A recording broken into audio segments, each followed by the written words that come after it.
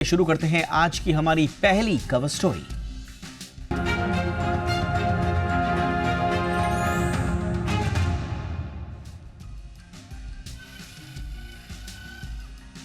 तो भारत और अमेरिका के बीच ट्रेड एग्रीमेंट पर अगले कुछ ही दिनों में बात बन सकती है। कल ही केंद्रीय मंत्री पीयूष गोयल का बयान आया था कि दोनों पक्षों के लिए विन विन डील पर बातचीत बहुत तेज गति से आगे बढ़ रही है। लेकिन सवाल यह उठता है कि पेंच फंसा हुआ कहां है। इसके अलावा एक और बड़ा सवाल यह है कि ये जो हम ट्रेड डील कर रहे हैं, बायलैटरल ट्रेड डील BTA जिसे कहा जा रहा है यूएस के साथ, ये हमारे लिए कितनी फायदेमंद है और कितनी फायदेमंद होगी यूएस के लिए। ये सवाल इसलिए क्योंकि अगर आप FTA की बात करें, यानी कि फ्री ट्रेड एग्रीमेंट्स की बात करें, और जिन 7 देशों के साथ हमने फ्री ट्रेड एग्रीमेंट किया है उनमें से 5 देशों के साथ हमें व्यापार घाटा हो रहा है। यानी कि ट्रेड डील तो हो गई इन 7 देशों के साथ, लेकिन इनमें से 5 देशों के पक्ष में ये डील गई है।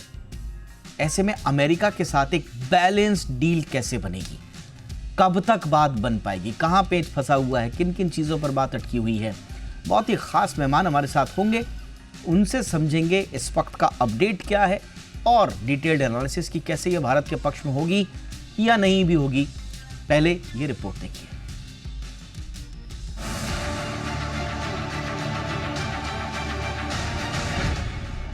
ट्रंप के जवाबी टैरिफ का बम अब तक करीब 25 देशों पर फूट चुका है। दुनिया भर के देश ट्रंप के टैरिफ से हलकान रहे, क्योंकि कई देशों पर ट्रंप का ये टैरिफ बम कुछ ज्यादा ही भारी पड़ा है। खासकर जिन देशों पर ट्रंप ने 25% से लेकर 50% तक टैरिफ लगाया। फिलहाल अब तक ट्रंप के इस टैरिफ लेटर लिस्ट में भारत का नाम शामिल नहीं है, क्योंकि ट्रंप कई मौकों पर यह संकेत दे चुके हैं कि वे भी भारत के साथ एक अच्छी ट्रेड डील करने के पक्षधर हैं। तो वहीं भारत भी नेशन फर्स्ट की पॉलिसी को अपनाते हुए एक बेहतर द्विपक्षीय व्यापार समझौता करना चाहता है। केंद्रीय वाणिज्य मंत्री पीयूष गोयल का भी कहना है कि FTA एक तरफा नहीं बल्कि दोनों देशों के लिए फायदेमंद होना चाहिए। कारोबार करने में तभी सहूलियत होगी। भारत US ट्रेड डील पर हालिया अपडेट की बात करें तो वाणिज्य विभाग के विशेष सचिव राजेश अग्रवाल की अगुवाई में अधिकारियों की एक टीम फिर से वॉशिंगटन पहुंच गई है और इस कोशिश में है कि ट्रंप की टैरिफ लागू किए जाने की 1 अगस्त 2025 की डेडलाइन से पहले एग्रीकल्चर और डेयरी प्रोडक्ट को लेकर फंसे पेच का तोड़ निकाला जा सके, जिससे डील पर बात बन जाए। तो चलिए सबसे पहले समझते हैं कि कहां फंस रही है दोनों देशों के बीच ये ट्रेड डील। दरअसल America US agri dairy product के लिए भारत के बाजार खोलने की मांग कर रहा है और इन पर भारत की ओर से लगाए जा रहे टैरिफ में कटौती करने की डिमांड भी। तो वहीं भारत गेहूं, चावल और दूध समेत एग्रीकल्चर और डेयरी उत्पादों को लेकर अपने रुख पर अडिग बना हुआ है और अमेरिका की इस डिमांड को पूरा करने से फिलहाल तो बच रहा है, क्योंकि मोदी सरकार किसानों के हितों के साथ कोई समझौता नहीं करना चाहती। SBI रिसर्च ने अपनी रिपोर्ट के जरिए बताया है कि अमेरिका के लिए कृषि और डेयरी सेक्टर में एंट्री भारतीय किसानों की आजीविका पर खतरे की घंटी साबित हो सकती है, खासकर छोटे और मझोले किसानों के लिए जो बड़े पैमाने पर डेयरी उत्पाद से जुड़े हैं। बता दें कि अमेरिका में डेयरी सेक्टर को भारी सब्सिडी दी जाती है, जिससे भारतीय किसानों को प्रतिस्पर्धी बाजार में नुकसान हो सकता है। इसके अलावा दूसरा बड़ा मुद्दा डेयरी उत्पादों में ग्रोथ हार्मोन और जेनेटिकली मॉडिफाइड यानी GM से जुड़ा मुद्दा, जो भारत में प्रतिबंधित है। अगर ये सेक्टर अमेरिका के लिए खोला गया तो देश में GM फूड्स का फ्लो बढ़ सकता है और भारत के स्वास्थ्य मानकों को लेकर दोनों देशों के बीच टकराव की स्थिति बन सकती है। खैर, डील तो होनी है और संभव है कि 1 अगस्त से पहले इसे अमली जामा भी पहना दिया जाए, लेकिन ये किन शर्तों पर होगी और क्या भारत अपने कारोबारी घरेलू हितों को बनाए रखने में कामयाब होगा। फिलहाल तो भारत अपनी शर्तों पर ही डील करने की बात कह रहा है, जो न केवल तर्कसंगत है बल्कि भारतीय इकोनॉमी के लिए भी जरूरी है। ब्यूरो रिपोर्ट, जी मीडिया। खास मेहमान हमारे साथ जुड़ चुके हैं। स्वागत करते हैं अजय बग्गा सर का, जाने माने मार्केट एक्सपर्ट हैं। बहुत बहुत स्वागत है बग्गा सर, गुड इवनिंग।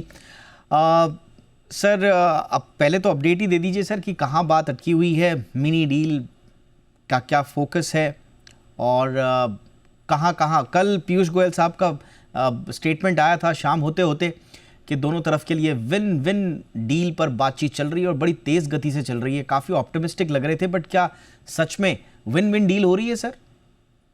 देखिए, एक चीज में तो हम ठीक थे दीपक जी, दोनों ही हम कह रहे थे पिछले हफ्ते जब सूत्रों के हवाले से सारा मीडिया उछाल रहा था कि आज रात को मिनी डील आई, आज रात को मिनी डील आई, कुछ आया नहीं। यही हम कह रहे थे कि ऐसा कुछ है नहीं।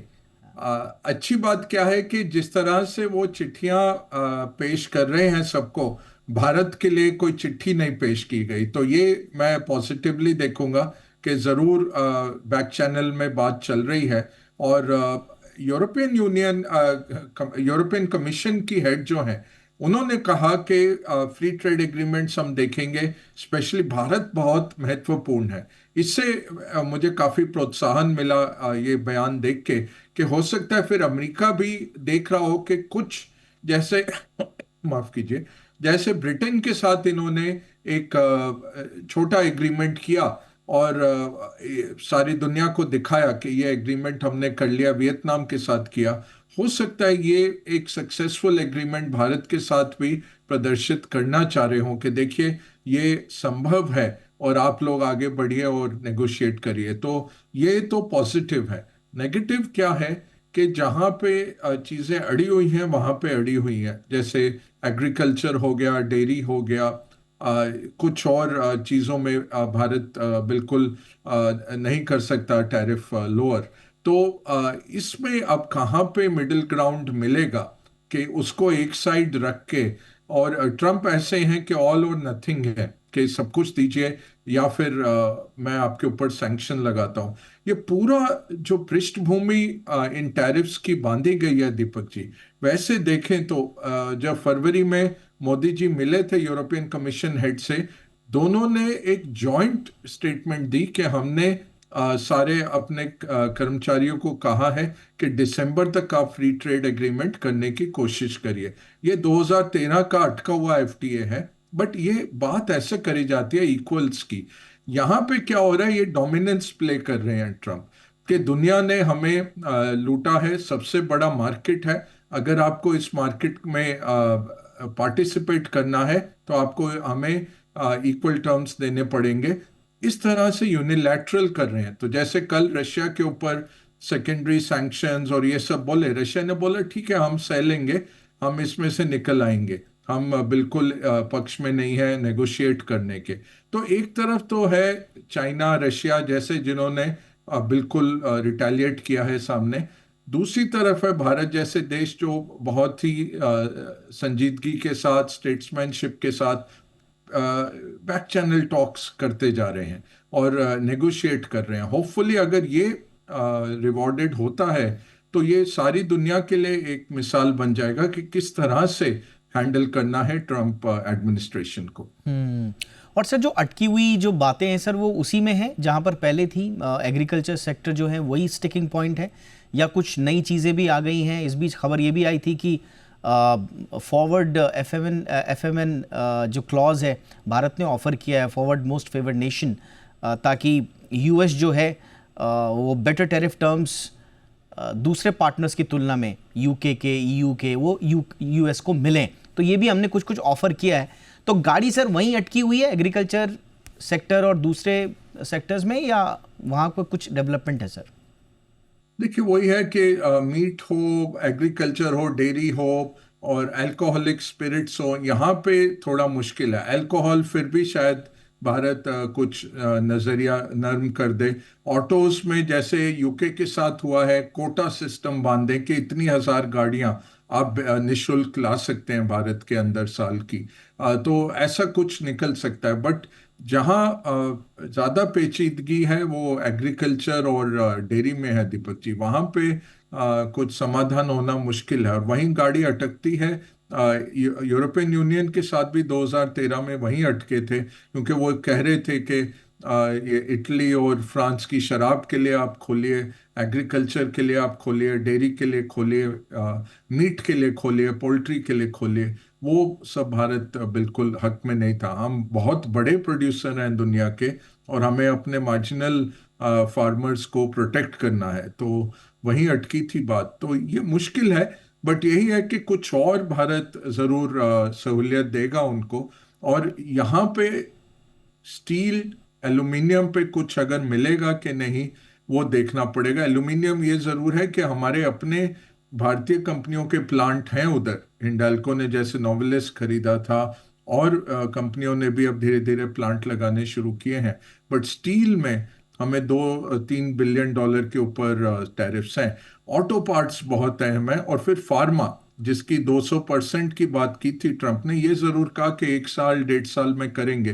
फार्मा में ख्याल से कर नहीं पाएंगे क्योंकि हमारा जेनरिक्स है, और हम उल्टा उनके हेल्थ केयर बिल जो $800 बिलियन से ज्यादा है, उसमें जो नरमी आती है वो भारत के कारण आती है। हम उनको बहुत कम कीमत की दवाइयाँ उपलब्ध कराते हैं। तो फार्मा मुझे नहीं लगता कि भारत पे लगाएंगे इतना बड़ा टैरिफ, बट देखना पड़ेगा। अगर सेक्टर वाइज हुआ तो फार्मा में आएगा, बट ये जरूर है उन्होंने कह दिया 1 से 1.5 साल लगेगा अभी, तो इसलिए चैन की सांस ली सब फार्मा कंपनीज ने कि अभी नहीं लगता, ये 1 साल तो निकल जाए। अगले साल तक फिर उनकी इलेक्शन आ जाती है, 2026 में नवंबर उनकी पार्लियामेंट्री इलेक्शन आ जाएगी, तो उस टाइम पे फिर कर पाना काफी मुश्किल हो जाएगा। ओके सर, आज ना बड़ा एक इम्पॉर्टेंट अब डिस्कशन भी शुरू हो चुका है कि ये जो हम ट्रेड डील्स करते हैं, तो क्या इसका मतलब ये अनिवार्य रूप से है कि बिल्कुल हमने अगर ट्रेड डील की है साहब तो हमारा बहुत बढ़िया पैक्ट हो गया, भारत के लिए विन विन सिचुएशन हो गई? क्योंकि जो अब तक के जो 7 FTAs हुए हैं कंट्रीज़ और ब्लॉक्स के साथ, उसमें ट्रेड डेफिसिट के आंकड़े बड़े चिंता में डालते हैं। आसियान के साथ जो 10 मेंबर का ब्लॉक है, हमारा जो ट्रेड डेफिसिट है वो लगातार बढ़ा है, 45.2 बिलियन FY25 में हो गया, जो कि FY22 में $25.8 बिलियन था, वो बढ़ गया। जापान के साथ तो जब से हमने ये ट्रेड पैक्ट किया है FTA 2000 से ही, तब से ही वो उनकी तरफ ज़्यादा झुका हुआ है।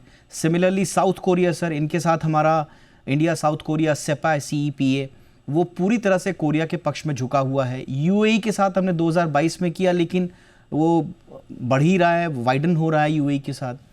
इसी तरह से ऑस्ट्रेलिया थोड़ा सा मेरे ख्याल से अगर हम कहीं फ़ायदे में हैं तो मॉरिशस के साथ और यूरोपियन फ्री ट्रेड एसोसिएशन के साथ। तो ये जो इतिहास है सर, ये बताता है कि हमने टाइम लगाया, बहुत सारा दिमाग लगाया, उसके बाद हमने एग्रीमेंट किया, उसके बावजूद हमारी तरफ ये झुका हुआ नहीं है। तो US क्या कुछ सीख दे रहा है? क्या हम इसीलिए ज़्यादा टाइम लगा रहे हैं सर? इसीलिए हम ज़्यादा अडिग हो रहे हैं अपनी बातों पे?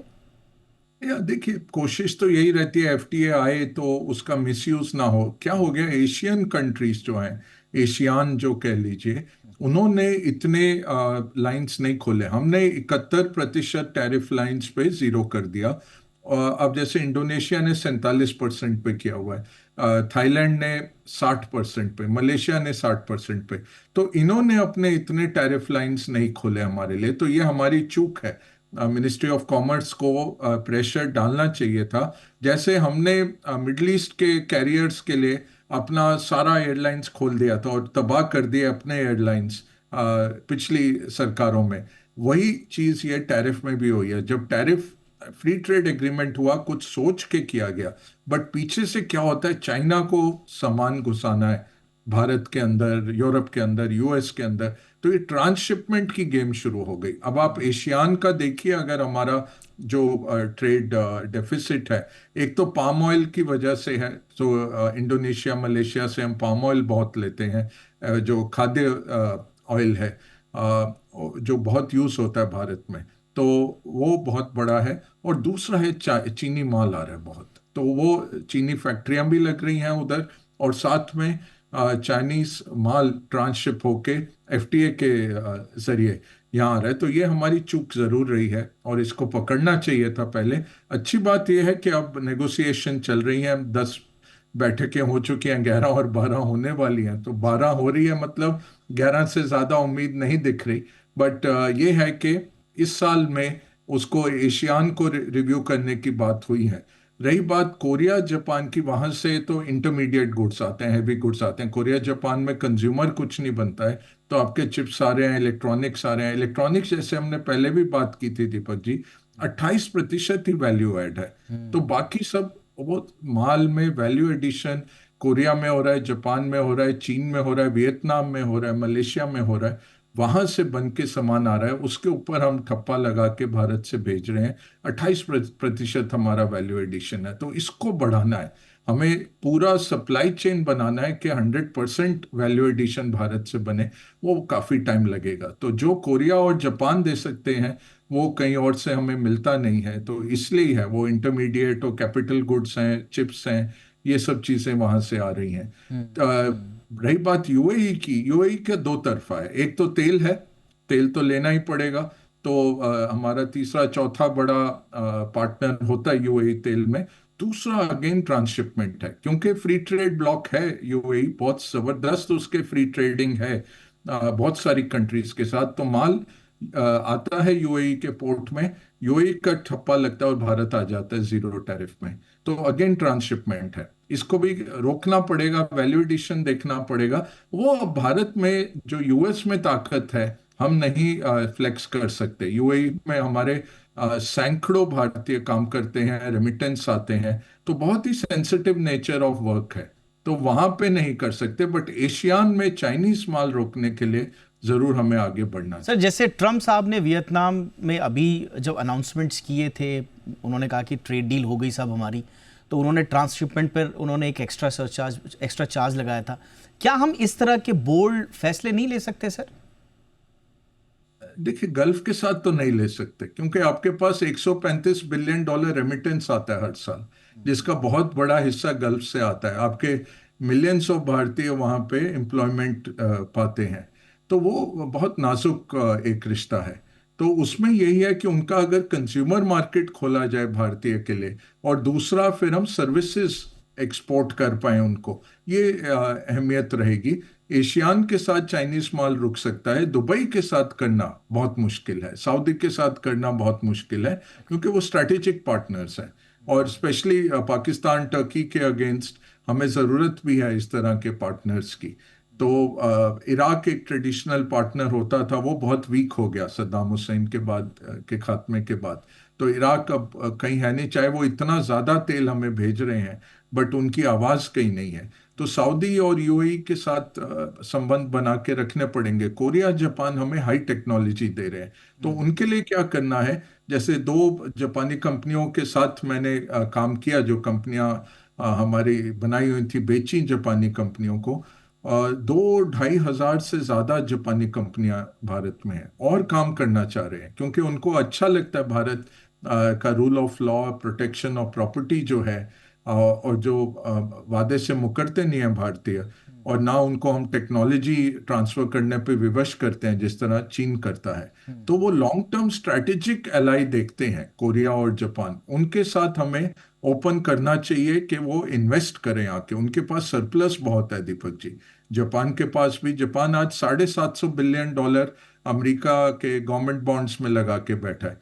छोटा सा भी अंश आ जाए, $50-60 बिलियन वो भारत की तरफ रुख कर दें, तो ट्रांसफॉर्म कर सकते हैं सेक्टर्स को। तो ये जापानीज सिटी हमें ऑफर कर देनी चाहिए दोनों कोस्ट पे, कि आप लीजिए, नई सिटी बनाइए। होपफुली चंद्रबाबू नायडू या फडणवीस जैसे जो एनलाइटेंड चीफ मिनिस्टर्स हैं, वैसा कोई आगे बढ़ेगा। ऐसी कोरियन सिटीज ऑफर करनी चाहिए कि आप अपना पूरा बनाइए, और जो भी आपकी कंपनी आए, फ्री ट्रेड जोन है, स्पेशल इकोनॉमिक जोन है, 10 साल आपको टैक्स नहीं लगेगा, जैसे दुबई ऑफर करता है, उस तरह से हमें फ्री ट्रेड जोन्स देनी चाहिए। क्योंकि ना इनके पास लेबर है, ना इनके पास जमीन है। अगर आप वो दोनों ऑफर कर दें, कैपिटल इनके पास बहुत है, टेक्नोलॉजी बहुत है, और बहुत ही अच्छे विश्वसनीय कंपनियां हैं, विश्वसनीय देश है और दोस्त हैं हमारे, इनको हमें जरूर सराहना करनी चाहिए, और इनको बिल्कुल एनकरेज करना चाहिए कि भारत में आके बसें ये कंपनियां और लगाएं यहाँ पे फैक्ट्रियां। यानी कि कभी कभी अगर आंकड़ों में आपको दो देशों के बीच में व्यापार जो है एक तरफ झुका हुआ नजर आए, तो फिर आंकड़ों पे मत जाइएगा। उसके पीछे जो द्विपक्षीय रिश्तों की गर्माहट को बरकरार रखने के लिए जो दूसरे काम हो रहे हैं, जो बड़े इंटेंजिबल होते हैं, वो बहुत मद्देनजर रखने होते हैं। और यही अंतर्राष्ट्रीय राजनीति, कूटनीति में द्विपक्षीय रिश्ते होते हैं। ये किसी ब्लैक एंड वाइट लाइंस की तरह नहीं होते हैं कि या तो ब्लैक या वाइट, ऐसा नहीं होता है। इसके पीछे बहुत सारी बिटवीन द लाइंस बहुत सारी दिमाग होते हैं। बहरहाल, एक आखिरी सवाल सर, जैसा आपने भी कहा था, बिल्कुल सही बात है, मीडिया में तो आ गया था कि साहब आज रात को आ रही है।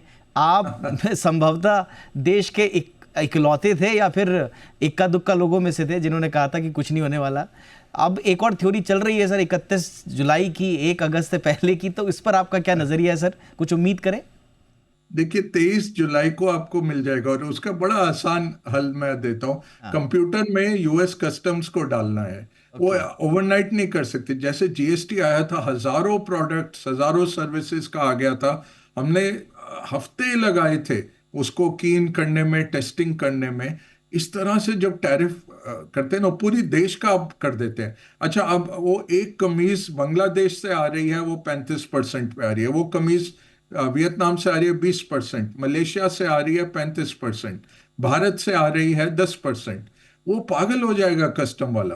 तो उसको कंप्यूटर में डालने के लिए एटलीस्ट 1 हफ्ता चाहिए दीपक जी।